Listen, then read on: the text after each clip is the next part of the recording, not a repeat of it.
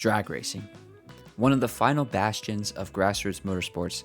There's nothing quite like it. So I went to Sick Week in Gainesville. It was a pretty great event, and it got me thinking, if I was going to get into drag racing, what would I build? Whatever it would be, it would need to be cheap because I got no money. It would also need to be unique. I like Camaros and Mustangs, but everyone and their grandma has one. So here's a list of 5 drag cars for relatively cheap.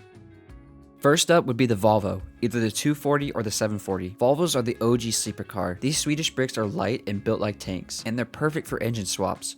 With all that room up front, and it also helps that they have a solid rear axle, which makes them ideal for drag racing. And the best part is they're cheap. So what would I do? I'd buy a junkyard 5.3 LS, and with a good old eBay turbo kit, I would have an absolute monster.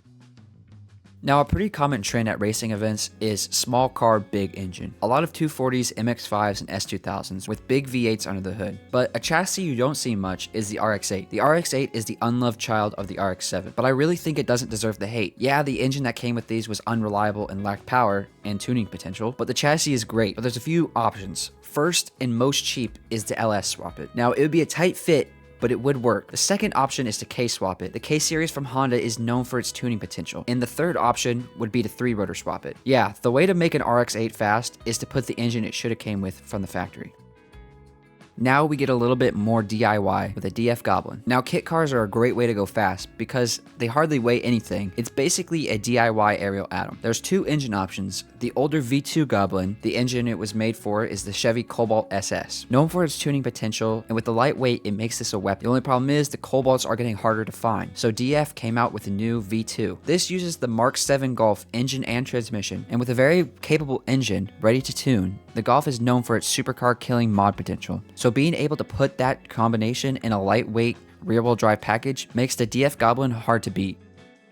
Now we all know the Supra and the Chaser, but have you heard of the Toyota Crown? Was Toyota's flagship luxury sedan, just under the Century. Now I know it may look slow, but under that hood it packs a punch with its 1JZ single turbo. This engine is not hard to make big power, and also being able to swap in a 6-speed transmission is pretty easy, with plenty of aftermarket support, and the best part is they don't cost Supra prices.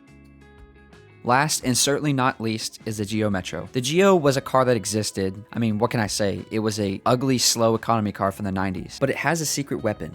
Its weight. These things weigh under 2,000 pounds. All we need to do is put more horses under the hood. So what do we use? A K-series? A B-series? Nope, we use a freaking Hayabusa engine. Fun fact, Hayabusa in Japanese means falcon. And what do falcons eat? Little black birds. Guess what Honda's flagship bike was called at the time? Anyway, the Hayabusa engine is a 1300cc inline 4 that revs to 11,000 RPM and makes 190 horsepower, near tripling the Geo's stock power. But we're not done yet. You could install a turbo kit, or the cheaper option would be to put a nitrous kit on it. With nitrous, you can easily make 300 horsepower. Now the only thing you're going to need to do with any of these cars is just slam that gas pedal and don't let off till you see Jesus or the finish line.